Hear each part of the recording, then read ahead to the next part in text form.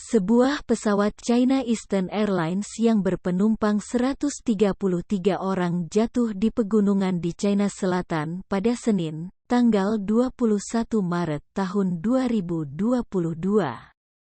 Pesawat itu sedang dalam perjalanan dari kota Kunming ke Guangzhou.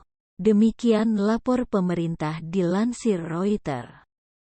Pesawat yang terlibat dalam kecelakaan berjenis Boeing 737. Sementara ini, jumlah korban belum diketahui.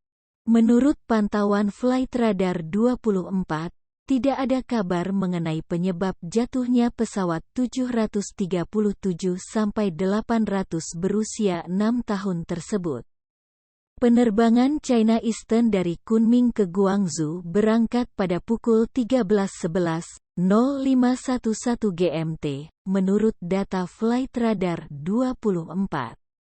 Pelacakan penerbangan berakhir pada pukul 14.22.0622 GMT, di ketinggian 3.225 kaki dengan kecepatan 376 knot.